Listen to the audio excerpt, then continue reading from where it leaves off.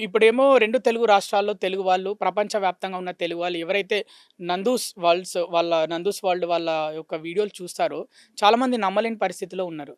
వీళ్ళేంటి ఇంత బాగా వీడియోస్ చేస్తారు, ఇలా చేసింది అనే విధంగా చాలామంది ఆలోచిస్తున్నారు. అంటే మనం వాళ్ళకొక కోణంలో చూస్తున్నాం. ఎందుకంటే వాళ్ళు సోషల్ మీడియాలో మా ఇల్లు చూడండి, మా బెడ్‌రూమ్ చూడండి, మా బాత్రూమ్ చూడండి, ఈ రకంగా వాళ్ళు చూపెడుతున్నారు తప్ప, వాళ్ళు వాళ్ళ వాళ్ళ వాళ్ళ వెనక ఉన్న ఫ్రాడ్ ఏంటి, వాళ్ళ రియల్ ఉద్దేశ్యం ఏందని చాలామంది కూడా గమనించలేకపోతున్నారు. ఆ మాయలో పడే చాలామంది కూడా మోసపోతున్నారు.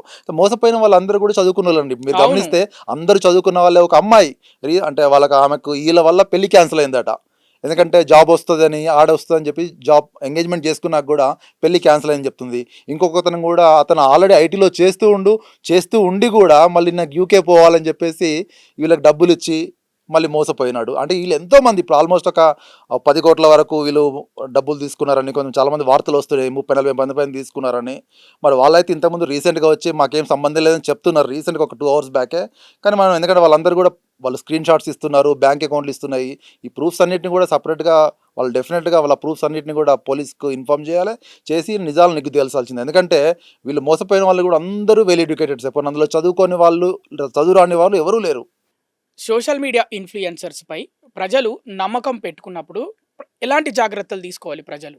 అంటే వీళ్ళు సోషల్ మీడియా ఇన్‌ఫ్లుయెన్సర్స్ అని చెప్తున్నారు గానీ, వీళ్ళేం గవర్నమెంట్ సర్టిఫైడ్ లాయర్సో, గవర్నమెంట్ సర్టిఫైడ్ పీపులో కాదు కదా! వాళ్ళకున్న ఫాలోవర్స్ ఆధారంగా మేము సోషల్ మీడియా ఇన్‌ఫ్లుయెన్స్ చెప్తున్నాం. వాళ్ళు కూడా జాగ్రత్తగా కొంచెం నీతి నిజాయితీని వ్యవహరించాలి. లేదు నాకు సోషల్ మీడియాలో ఫాలోవర్‌షిప్ ఉందని చెప్పేసి నేను ఏది చేస్తా, అది చేస్తా అంటే కుదరదు. ఎందుకంటే చాలామంది కూడా ఈ మధ్యన మనం చూసాము. ఒకతను నాన్వేషన్ అనే వ్యక్తి ఉంటాడు. ఎట్లాంటి మాటలు మాట్లాడతారో అట్లాంటి మాటలు మాట్లాడతాడు. అంటే నిజంగా కూడా ఆన్‌లైన్‌లో యూట్యూబ్ వేదికలుగా అలాంటి మాటలు మాట్లాడుతా ఉంటారు. చాలామంది కూడా బెట్టింగ్ యాప్స్ ప్రమోట్ చేస్తూ ఉంటారు. నిజంగా చూస్తే వీళ్ళందరినీ కూడా మీరు నమ్మాల్సిన అవసరం లేదు. మీరు ఏంటంటే గవర్నమెంట్ అథారిటీస్ నమ్మండి. వాళ్ళ దగ్గర అఫీషియల్ వెబ్సైట్లో ఇన్ఫర్మేషన్ తీసుకోండి తప్ప వాళ్ళు ఏదో చెప్తున్నారు మాకు జాబ్స్ ఇస్తున్నారంటే మీరు వారిని నమ్మద్దు. ఎందుకంటే ఈరోజు ఇన్ఫ్లుయెన్సర్లు అందరూ ఎట్లా అయిపోయారంటే ఒక ప్లాట్ఫామ్, మనీ మేకింగ్ ప్లాట్ఫామ్గా వాళ్ళు తయారైపోయినారు. ఇలాంటి కేసుల్లో పోలీసుల దర్యాప్తు ఏ విధంగా ఉంటది? డెఫినెట్‌గా అంటే మన దగ్గర సైబర్ ఫ్రాడ్స్‌ను నిగ్గుదేల్చడంలో పోలీసులు చాలా చాలా వెనుకబడి ఉన్నారు. ఎందుకంటే చాలా సార్లు నా డబ్బులు కూడా పోయినాయి. పోతే కూడా దానికి ఇంతవరకు వచ్చిన దాఖలాలు లేవు. ప్లస్ అంటే వాళ్ళు నిజంగా కూడా సైబర్ క్రిమినల్స్ ఎట్లా ఉన్నారంటే వాళ్ళొక 100 రెట్లు అడ్వాన్స్డ్‌గా మన పోలీస్ వ్యవస్థకు 100 రెట్లు అడ్వాన్స్డ్‌గా ఉన్నారు వాళ్ళు. కాబట్టి ఏందంటే డెఫినెట్‌గా దీనిపైన అక్కడ యూకే గవర్నమెంట్ అయినా ఒక ఎంక్వైరీ చేయించాలి. మన గవర్నమెంట్ కూడా ఒక ఎంక్వైరీ చేయించాల్సి నిజంగా కూడా ఇదొకటే ఒక నందూస్ వరల్డ్ గురించే మాట్లాడుతున్నాము. ఇట్లాంటి కన్సల్టెన్సీలు, జాబ్ మార్కెట్, హెచ్ఆర్ దందాలు, హెచ్ఆర్ మాఫియాలు, కోకొల్లలు మన హైదరాబాద్‌లో గానీ, ఈవెన్ యూకేలో గానీ. ఎందుకంటే ఇప్పుడు చాలామంది ఏం చెప్తున్నారంటే యూకేలో కూడా ఒక గల్లీకి ఒక కన్సల్టెన్సీ ఉంది. మేము అక్కడ జాబ్స్ ఇస్తాం, ఇక్కడ జాబ్స్ ఇస్తాం అని చెప్పి. కానీ వీటన్నిటి కూడా ప్రజలు ఫస్ట్ మనము నిబద్ధత ఉండాలి. మనం వీళ్ళని నమ్మకూడదు. అసలు ఫస్ట్ నిజాలు తెలుసుకొని మనం డబ్బులు కట్టాలి. డబ్బులు కట్టాల్సిన అవసరం కూడా లేదు. మీరు అఫీషియల్‌గా వెబ్సైట్‌లో అప్లై చేసుకోండి. వాళ్ళకి కట్టండి. లేకుంటే మీరు ముందే 15 లక్షలు ఇచ్చి నాకు జాబ్ వస్తదని మీరు కట్టడం మాత్రం చాలా తప్పు. అందులో ఎటువంటి నిజాలు లేవు. అలా కట్టినట్టయితే మీరు మోసపోయినట్టే ఆల్మోస్ట్. ఇప్పుడు బాధితులైతే ఆరోపణలు చేస్తున్నారు. నందూస్ వరల్డ్ వాళ్ళైతే మోసం చేశారు అని. అవును. సో, ఆధారాలకు సంబంధించి స్క్రీన్ షాట్స్ ఇవన్నీ చూపిస్తున్నారా? చూపిస్తున్నారండి. అంటే రీసెంట్‌గా కూడా ఇమిగ్రేషన్ ఎట్లా అయిందంటే యూకేలో రీసెంట్‌గా ఒక ఇమిగ్రేషన్ మూవ్‌మెంట్ జరిగింది. యాంటీ ఇమిగ్రేషన్ మూవ్‌మెంట్ మిచిగన్‌లో జరిగింది. ఎందుకంటే ఇమిగ్రేషన్ లాస్ చాలా కఠినంగా ఉన్నాయని చెప్తే రీసెంట్‌గా లాస్ట్ ఇయర్ ఎగ్జిట్‌లో 51,000 ఇండియన్ స్టూడెంట్స్ బయటకొచ్చారు. యూకే నుంచి ఇండియాకొచ్చారు. 21,000 ప్లస్ వర్కర్స్ అంటే స్కిల్డ్ వర్కర్స్ బయటకొచ్చారు. అంటే అక్కడ యూకే మార్కెట్ కూడా చాలా ఎకానమీ స్లో డౌన్ వల్ల చాలా వర్స్ట్‌గా ఉంది. మరి ఇవన్నీ మనం చూస్తున్నాం, న్యూస్‌లో చూస్తున్నాం రోజు. ఇవన్నీ కాకుండా వీళ్ళు ఎక్కడి నుంచి జాబ్స్ ఇప్పిస్తా అన్నారు, ఎక్కడి నుంచి యూకేలో ఉన్న వాళ్ళని కూడా వీళ్ళు మోసం చేశారు. అంటే మనం ఫస్ట్ ఏంటంటే ఇంత ఎకనామిక్ స్లో డౌన్ వల్ల, రిసెషన్ వల్ల ఇంతమంది బయటకొచ్చినప్పుడు మళ్ళీ వీరు కొత్తగా ఎట్లా జాబ్స్ క్రియేట్ చేస్తున్నారు అని మనం ఏంటంటే ఫస్ట్ మనం ఆలోచించాలి. కానీ ఆలోచించకుండా వీళ్ళేదో ఒక ఇన్‌ఫ్లుయెన్సర్ లాగా ఉన్నారు. వీళ్ళు చెప్పేదంతా కరెక్ట్ అంటే ఎవరు నమ్మొద్దు. కేవలం వాళ్ళకు కొంత ఫాలోవర్‌షిప్ ఉండొచ్చు. కాకపోతే వాళ్ళు చెప్పిందల్లా నిజం కాదు. ఎందుకంటే ఈరోజు చూసినట్టయితే ఇన్‌స్టాగ్రామ్‌లో గాని ఎక్కడ గాని 90% అంతా ఫేక్ న్యూసే ఇన్‌స్టాగ్రామ్‌లో. రీసెంట్‌గా కూడా బాబీ డియోల్ నిన్న ఏదో ఒక న్యూస్‌లో చెప్పాడు. ఏంటంటే నా పైన కూడా రూమర్స్ చేస్తున్నారు ఇన్‌స్టాగ్రామ్‌లో. అసలు 90% ఇన్‌స్టాగ్రామ్ నేను వాడను, చూడను. కానీ ఎవరో చెప్పారు నాకని చెప్తున్నాడు. అంటే ఈ సోషల్ మీడియాలో వచ్చే వార్తలను మీరు ఫస్ట్ నిర్ధారించుకోండి. నిర్ధారించుకున్న తర్వాతే మీరు డబ్బులు కట్టాలంటే ఏంటంటే అఫీషియల్ వెబ్సైట్లో కట్టండి వీసా ఫీజు. వాళ్ళకి కట్టడం ఎందుకు, వాళ్ళ పర్సనల్ అకౌంట్స్కి ఎందుకు?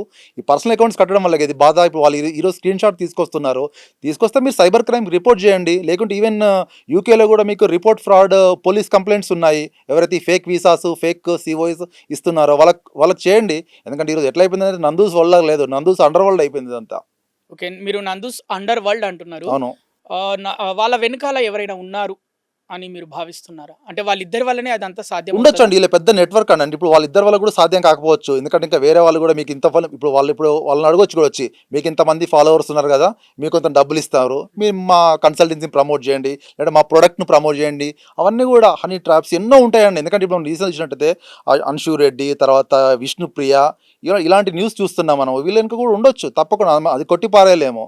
అదేంటంటే కంపల్సరీగా వాళ్ళు పోలీస్ దీన్ని ఇన్వెస్టిగేట్ చేయాలి, చేసి నిజాలు నిగ్గు తేల్చాలి. మన ఇండియన్ గవర్నమెంట్ లాగా యూకే గవర్నమెంట్ ఇలాంటి ఫ్రాడ్స్ విషయాలలో ఎక్కువ పట్టించుకోదు. మరి అలాంటప్పుడు ఈ బాధితులు ఏం చేయాలి? వాళ్ళ నెక్స్ట్ స్టెప్ ఏంటి? అంటే మనలాగా వాళ్ళు పట్టించుకోకపోవచ్చు, కానీ ఏంటంటే ఒకటి 2 ఆప్షన్స్ కూడా ఉన్నాయి మనకు. ఇక్కడ వచ్చి ఫస్ట్ వీళ్ళంతా మోసపోయిన వాళ్ళు కూడా ఇండియన్స్, ప్లస్ చాలామంది వాళ్ళ మామగారికి కూడా డబ్బులు ఇచ్చారు. ఇక్కడ మీరు సైబర్ క్రైమ్స్లో ఇక్కడ మీరు కంప్లైంట్ చేయండి. ప్లస్ యూకేలో కూడా ఏంటంటే ఈ ఫేక్ వీసాస్ ఫేక్ జాబ్స్ పైన కూడా UK immigration department fraud police complaints అని ఒక వెబ్సైట్ పెట్టింది. అందులో కూడా మీరు కంప్లైంట్ చేయండి. డెఫినెట్గా ఏంటంటే వాళ్ళు నిజంగా తప్పు చేసినట్టయితే కంపల్సరీ రీకాల్ చేస్తారు, దానిపైన ఎంక్వైరీ ఉంటుంది. అంటే అందులో ఎటువంటి సందేహం లేదు. అంటే ఫస్ట్ ఏంటంటే మీరు ఇటువంటి కన్సల్టెన్సీల ద్వారా డబ్బులు ముందే కట్టి మోసపోవద్దు. ఎందుకంటే అఫీషియల్గా కూడా వెబ్సైట్లో కూడా 3 లక్షల పైన ఒక్క వీసా ఫీజు కూడా లేదు ఇమిగ్రేషన్లో. మీరు అలాంటప్పుడు ముందే 14 లక్షలు, ముందే 20 లక్షలు మీరు ఎలా కడతారు?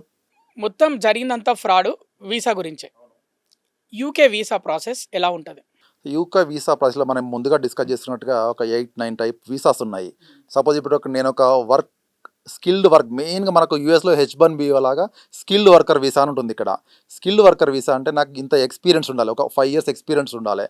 ఉంటే నేను ఏం చేయాలంటే యూకేలో ఉన్న జాబ్ ఎంప్లాయర్స్ ఉంటారు కదా, వాళ్ళకి జాబ్ అప్లై చేయాలి. అప్లై చేస్తే వాళ్ళు ఏంటంటే సిఓఎస్, ఈ సిఓఎస్ అనేది చాలా ఇంపార్టెంట్ అండి. ఇక్కడ సర్టిఫికేట్ ఆఫ్ స్పాన్సర్షిప్ అంటే ఆ ఎంప్లాయర్ ఏం చేస్తారంటే మనకు ఒక సర్టిఫికేట్ ఆఫ్ స్పాన్సర్షిప్ పంపుతారు. దాన్ని పట్టుకొని మనం యూకే వెళ్ళొచ్చు. వెళ్ళిన తర్వాత వెళ్ళే ముందు కూడా ఏంటంటే యూకేలో ఎట్లా ఉంటాయి రూల్స్ అంటే IHS అని ఉంటుంది, ఇమిగ్రేషన్ హెల్త్ స్కీమ్స్ అని. అది ముందే కట్టించుకుంటారు వాళ్ళు. ఎందుకంటే ఏమైనా రేపైనా హెల్త్ ఇష్యూస్ వస్తాయి, అక్కడ స్టార్టింగ్లో పోవడంతోనే అన్ని మనకి హెల్త్ ఇన్సూరెన్స్ అవన్నీ ఉండవు కదా, అవన్నీ ప్రాసెస్లో ఉంటాయి. ప్లస్ ఇదన్నీ అప్రూవ్ కానీ కూడా ఒక 1 year టైం పడుతుంది. కానీ వీళ్ళు ఎందుకంటే చాలామంది కూడా ఏమంటున్నారంటే ఈరోజు నాకు 2 నెలల్లో వీసా, నేను 2 నెలల్లోనూ యూకే పట్టుకెళ్తా, లేదా 3 నెలల్లో యూకే పట్టుకెళ్తా అంటున్నారు. ఇదంతా ఒక 1 year ప్రాసెస్ లాగా ఉంటుంది.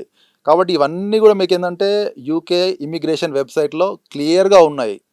ఇవన్నీ కూడా మీరు ఫాలో కండి. తప్పితే ఎవరో నాకు 2 నెలల్లో 3 నెలల్లో అని కన్సల్టెన్సీ మాటలు నమ్మి, అంటే ఎందుకంటే ఈ కన్సల్టెన్సీ నేను కూడా ఏమనుకుంటానంటే వీళ్ళిద్దరే కాదు, దీని వెనక పెద్ద నెట్వర్క్ మేబీ. ఎందుకంటే వీళ్ళకు ఉన్న ఫాలోవర్స్ దృష్ట్యా చాలామంది కూడా వీళ్ళని కాంటాక్ట్ చేయవచ్చు, మాది ప్రమోట్ చేయండి, మీరు ఇన్ని పైసలు తీసుకోండి అని. కాబట్టి ఏంటంటే మీరు కొంచెం జాగ్రత్తగా ఉండాలి. ఇప్పుడు ప్రజల్ని సోషల్ మీడియా ద్వారా వీసా ప్రాసెసింగ్ పేరుతో డబ్బులు అడిగితే ప్రజలు ఏం చేయాలి? ఫస్ట్ ఏం అడగాలి వాళ్ళని? మీరు ఏమన్నా వీసా ఏజెంట్లా, లేకుంటే మీకు ఏమన్నా యూకే గవర్నమెంట్ ఏమన్నా లైసెన్స్ ఇచ్చిందా? అంటే ఏ దేశం నుంచి అయినా వీసా ఇప్పిస్తామంటే అసలు ఎవరిని నమ్మొద్దు. సాక్షి టీవీ ప్రసారాలను నిలిపివేయడం చట్టరీత్యా నేరం. సాక్షి టీవీ ప్రసారాల కోసం మీ స్థానిక కేబుల్ ఆపరేటర్ని వెంటనే సంప్రదించండి. DTHలో ఇంటర్నెట్లో కూడా సాక్షి టీవీ ప్రసారాలను వీక్షించవచ్చు.